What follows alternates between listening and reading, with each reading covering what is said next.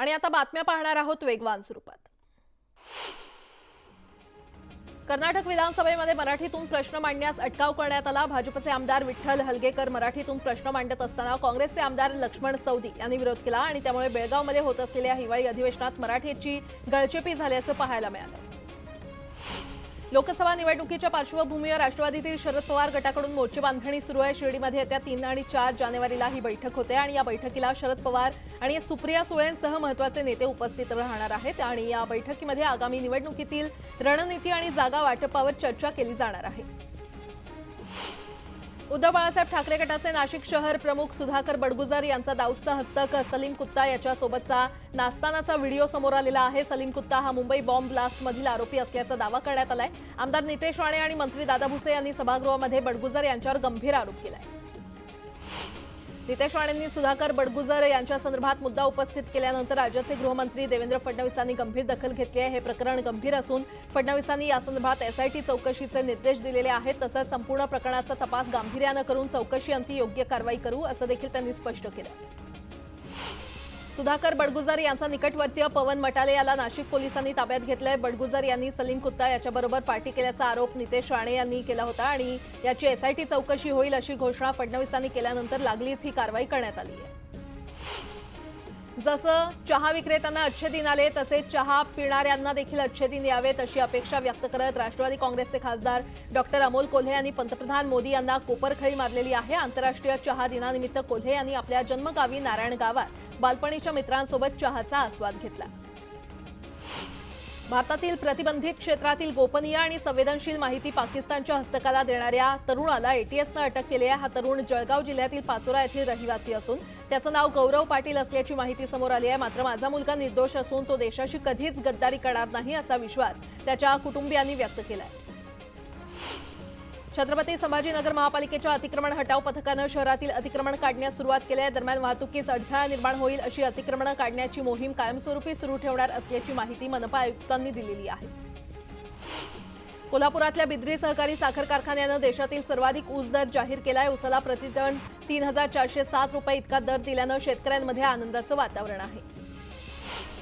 हिंगोली जिल्ह्यामध्ये 2 आठवड्यांपूर्वी झालेल्या अवकाळी पावसानं हरभरा पिकाचं मोठं नुकसान झालंय। अतिरिक्त पावसानंतर अचानक ऊन पडल्यानं पीक करपून जात आहे आणि त्यामुळे हवालदिल झालेल्या शेतकऱ्यानं हरभरा पिकावर ट्रॅक्टर फिरवला। दरम्यान जिल्ह्यातील 50% अधिक शेतकऱ्यांवर दुबार पेरणीचं संकट ठाकलंय।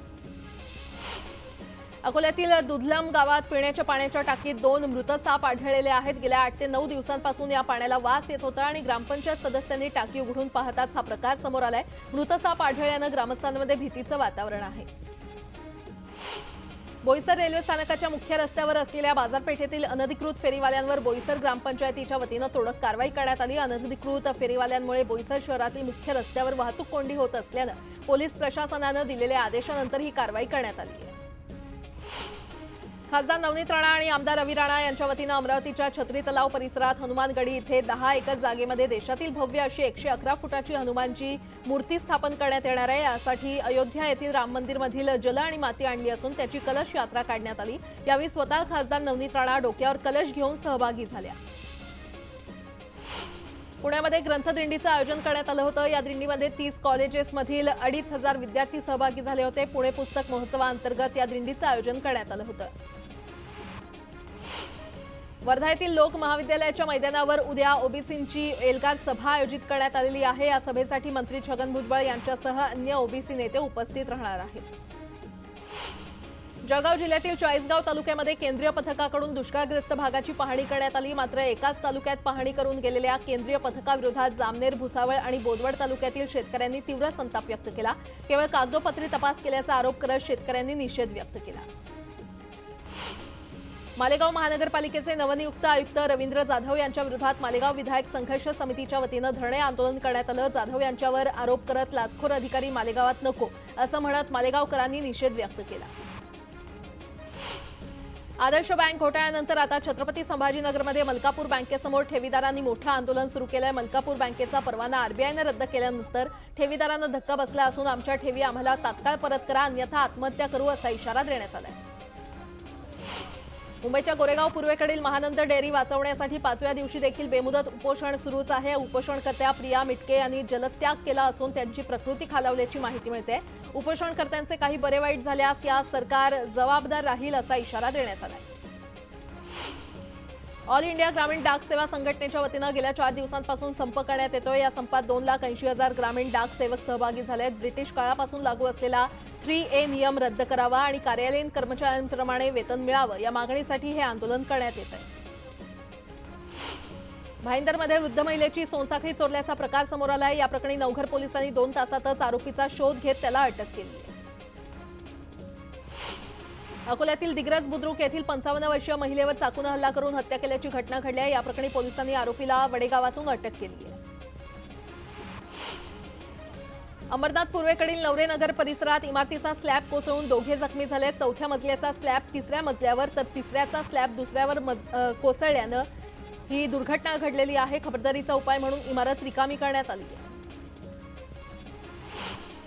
दिशा सालियान प्रकरणात आदित्य ठाकरे जेलमध्ये जाणार असा दावा सातत्यानं नितेश राणे करत आलेले आहेत। त्यावर राज ठाकरे यांच्या पत्नी आणि आदित्य ठाकरे यांच्या काकी शर्मिला ठाकरे यांनी आदित्य ठाकरे यांची पाठराखण केलेली आहे। मला असं वाटत नाही आदित्य ठाकरे असं काही करेल, चौकशा तर कुणीही लावेल, आम्ही पण यातून गेलोय अशा शब्दात शर्मिला ठाकरे यांनी आदित्य ठाकरे यांची पाठराखण केली आहे। आतापर्यंत कुणी व्यक्ती सरकारला अशी धमकी देत होता, जनतेला वेठीस धरत होता का? सरकारनं तीन न्यायाधीश बसवले आहेत, वाट पहा असा सल्ला भुजबळांनी मनोज जरांगेंना दिलेला आहे। मी अनेक मोठे लोक अंगावर घेतले आहेत, तू किस झाड की पत्ती आहे असं म्हणत जरांगेंच्या टीकेला त्यांनी प्रत्युत्तर दिलं। राष्ट्रवादी काँग्रेसचे अध्यक्ष शरद पवार यांच्या वाढदिवसाचं औचित्य साधत नारायणगाव येथील बस स्थानक परिसरात पवार यांची भव्य रांगोळी साकारण्यात आली। रांगोळी कलाकार नंदू शिंदे यांनी 14 रंग वापरून 350 किलो रांगोळी वापरत ही कलाकृती साकारली। अहमदनगरच्या मढी येथील कानिफनाथ देवस्थान ट्रस्टच्या विश्वस्त मंडळातील 2 गटात अध्यक्षपदावरून हाणामारी होऊन 7 जण जखमी झाले आणि या प्रकरणी पाथर्डी पोलीस ठाण्यात गुन्हा दाखल करण्यात आलाय। या हल्ल्यामागे आमदार मोनिका राजळे असल्याचा आरोप सरपंचांनी केलाय। सोलापूर कृषी उत्पन्न बाजार समितीमध्ये कांद्याची मोठी आवक झाली आहे। एकाच दिवसात सुमारे 1,500 कांद्याच्या गाड्या दाखल झाल्यानं बाजार समितीत कांदा दिसून येतोय। कांदा जास्त झाल्यानं भाव घसरण्याची भीती व्यक्त होते। करमाळा तालुक्यामध्ये केंद्रीय पथकाकडून दुष्काळी पाहणी दौरा करण्यात आला। यावेळी शेतकऱ्यांनी आपल्या व्यथा या पथकासमोर मांडल्या। पंतप्रधान ग्राम सडक योजनेतून मंजूर झालेल्या रस्त्यांची कामं निविदा प्रक्रिया पूर्ण झाल्यानंतर 10 महिने उलटले तरी हाती घेण्यात आली नसल्यानं पालघरच्या ग्रामस्थांनी नाराजी व्यक्त केली आहे। जिल्ह्यातील 17 रस्त्यांच्या कामासाठी पंतप्रधान ग्राम सडक योजनेतून 114 कोटी रुपये निधी मंजूर करण्यात आला आहे। मुंबईतील म्हाडा कर्मचाऱ्यांसाठी आरोग्य शिबिर घेण्यात आलं। कर्मचाऱ्यांवर वाढत असलेला ताण आणि त्यामुळे होणारे आजार याबाबत जनजागृती करण्यासाठी हे शिबिर घेण्यात आलं। यासोबतच इतरही काही महत्त्वाच्या बातम्या आपण पाहणार आहोत। तुर्तास एक छोटासा ब्रेक घेऊन लगेचच परत येतोय। पाहत रहा न्यूज 18 लोकमत। पुन्हा एकदा स्वागत। उर्वरित बातम्या पाहूया।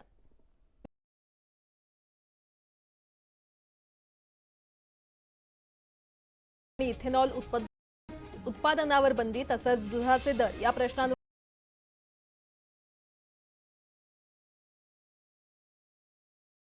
महादेव कोळी जमातीला अनुसूचित जमातीचं प्रमाणपत्र देण्याची मागणी करत न्यायालयाला मिळाली। या बातम्यांसह